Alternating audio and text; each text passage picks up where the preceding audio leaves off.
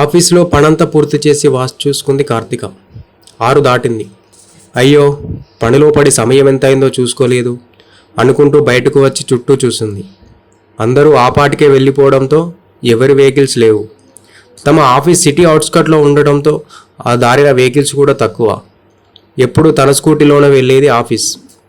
కానీ ఉదయం బయలుదేరి స్కూటీ చూసుకునేసరికి అది పంచర్ అయి ఉంది. దానికి పంచర్ వేసే సమయం కూడా లేకపోవడంతో ఆ రూట్లో వెళ్ళే బస్సు ఎక్కి ఆఫీస్ వెళ్ళింది. ఇప్పుడు స్కూటీ కూడా లేదు. పోనీ క్యాబ్ ఏదైనా ఉందేమో అని చెక్ చేసింది. కానీ ఏ క్యాబ్లు లేకపోవడంతో హుష్ మని అనుకుంటూ ఆటో ఏదో దొరుకుతుందేమో అనుకుంటూ బస్ స్టాప్ వరకు వెళ్ళి వెయిట్ చేస్తుంది. సమయం గడుస్తున్నా కూడా ఒక్క ఆటో కూడా రావడం లేదు. నిల్చొని కాళ్ళు నొప్పి పెడుతున్నాయి.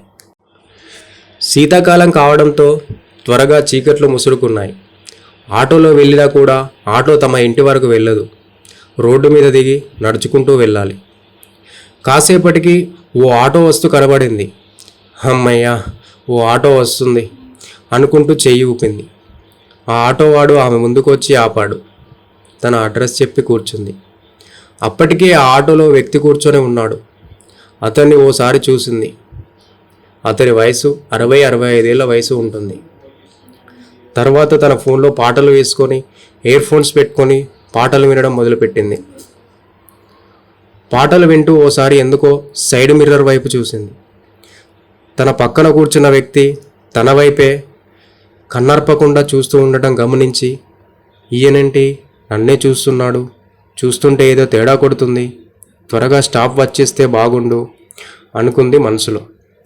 కాసేపటికి ఆ ఆటో ఓ చోట ఆగింది. హే ముసలాయనా, నువ్వు దిగాల్సిన ప్లేస్ వచ్చింది, దిగు అన్నాడు ఆటో డ్రైవర్.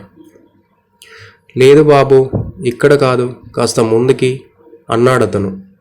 అదేంటి, ఎక్కేటప్పుడు ఇదే అడ్రస్ చెప్పావు కదా అన్నాడు ఆటో డ్రైవర్ కోపంగా. కాదు బాబు, నేను వేరే అడ్రస్ చెప్పాను, మీరు ఇదే అనుకున్నారేమో, త్వరగా వెళ్ళు బాబు, నాకు ఇప్పటికే ఆలస్యమైంది అన్నాడు ఆ వ్యక్తి. ఏం మనిషిరా బాబు, ఎక్కేటప్పుడు ఓ అడ్రస్ చెప్పాడు, ఇప్పుడేమో కాదు అంటున్నాడు అనుకుంటూ బండిని స్టార్ట్ చేశాడు ఆటో డ్రైవర్. ఆటో ముందుకు పోతుంటే కార్తీకలో ఎందుకో ఏదో తెలియని భయం మొదలైంది.